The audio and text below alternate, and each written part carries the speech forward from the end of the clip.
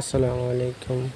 আজকে আপনাদেরকে একটা ভিডিও না দেখালে বুঝতে পারবেন না যে এই গ্রামটা, যে কবরস্থানটা দেখতেছেন, ওই গ্রামের মানুষের নির্ধারিত কোনো কবরস্থান নাই, টেকার জন্য কবরস্থানের জায়গা রাখতে পারে না।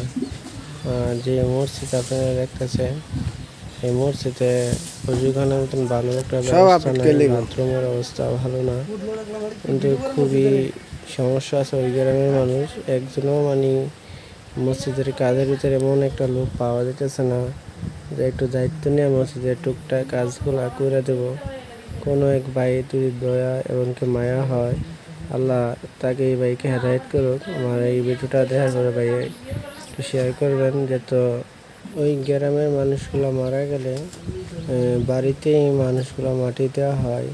তবে এই গ্রাম কম ভালো এক মানুষ পাওয়া যায় না আজকালের জমানায়।